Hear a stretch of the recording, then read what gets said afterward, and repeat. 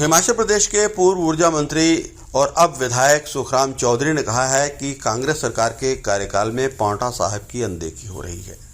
उनका कहना है कि इस क्षेत्र में बीते करीब 2 सालों में विकास का कोई काम नहीं हुआ, सभी काम ठप पड़े हुए हैं। सुखराम चौधरी ने कहा है कि पांवटा विधानसभा क्षेत्र को एक आदर्श विधानसभा क्षेत्र बनाने के सपने के साथ वो राजनीति में आए हैं।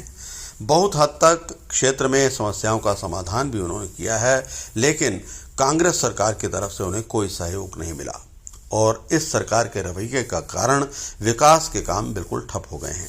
उन्होंने कहा है कि इस क्षेत्र में 2 बार प्राकृतिक आपदाएं आई, लोगों के खेत खलिहान, मकान, पुलिया, सड़क सब ध्वस्त हो गए, लेकिन सरकार की तरफ से कोई राहत नहीं मिली। मैंने हिमाचल प्रदेश की विधानसभा में समय समय पर पांवटा की जब मुझे समय मिला मैंने बात उठाई। मैं पांवटा विधानसभा क्षेत्र को एक आदर्श विधानसभा क्षेत्र बनाने के सपने से राजनीति में आया हूँ।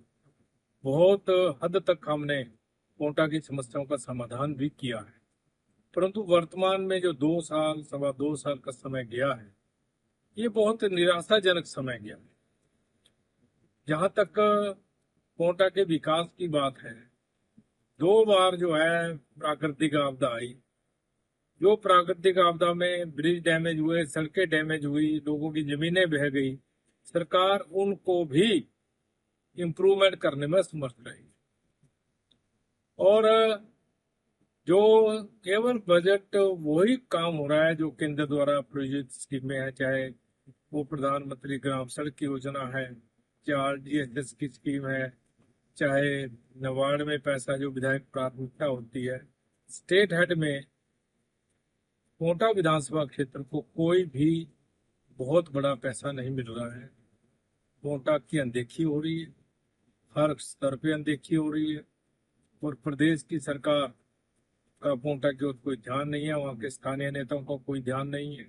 इसलिए मैं आदरणीय मुख्यमंत्री से भी कहना चाहता हूँ कि पांवटा की ओर ध्यान दें। पांवटा के बहुत से काम पेंडिंग पड़े हैं, उनको भी सरकार को पूरा करना चाहिए। 2.5 साल का समय हो गया है, विकास स्थिर हो गया, बंद हो गया है और ये सरकार पूर्ण रूप से मैं ये कहूँ कि फेलियर सरकार है हिमाचल प्रदेश की। विकास की ओर इनका कोई ध्यान नहीं।